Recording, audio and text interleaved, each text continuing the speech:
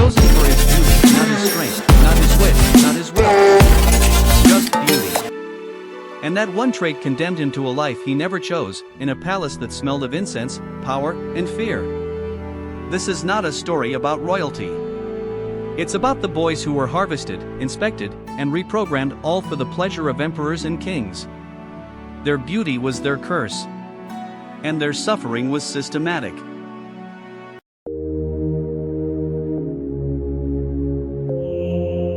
In ancient times, beauty wasn't always a blessing. For countless young boys, especially those born in poor villages, it was a death sentence in disguise. While today, physical perfection might open doors, in the past it opened cages, gilded ones. A beautiful face could catch the wrong kind of attention, and from there was no going back.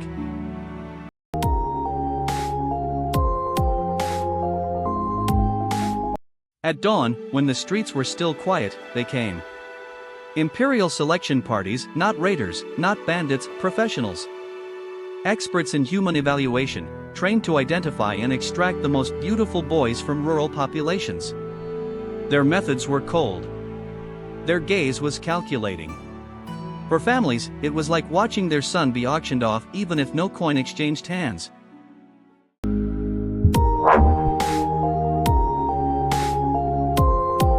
Mikhail is 13.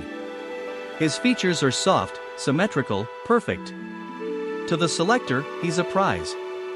His face is turned in the sunlight, his jaw touched, lips parted.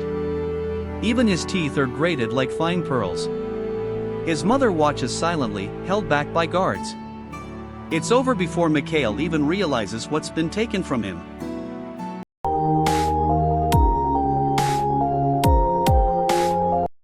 This wasn't random. This was global. In the Ottoman Empire, the devshirm system harvested Christian boys for service.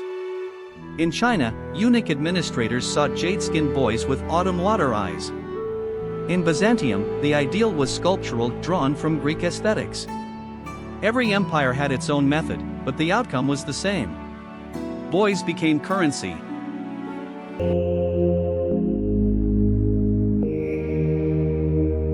Selectors evaluated more than looks.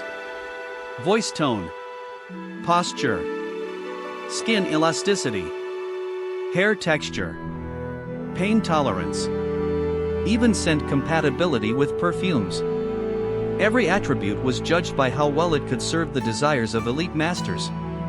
The perfect boy was not just beautiful, he was obedient, adaptable, trainable.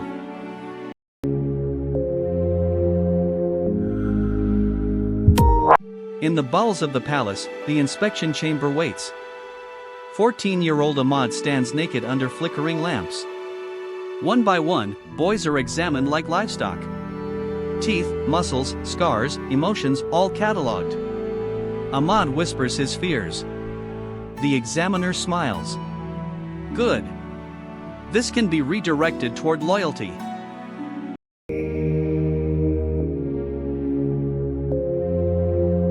The inspection ends with metal tags placed around their necks. Each boy is now an asset.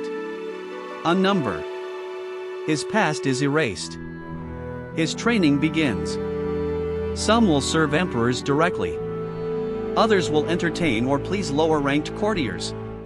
The most beautiful face receives the harshest fate. Ahmad is marked for the elite, the highest classification.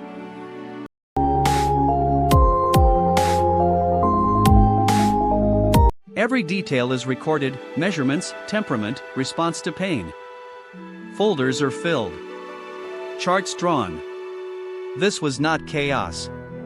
It was administration. A child trafficking machine disguised as imperial ceremony. The process was chilling in its efficiency. The trauma, permanent.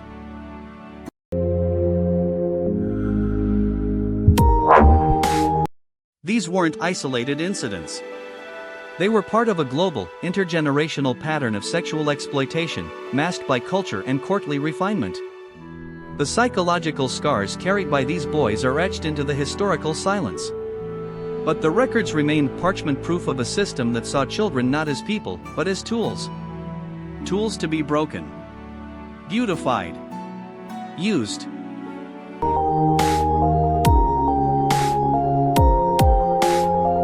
Their stories are not easy to tell.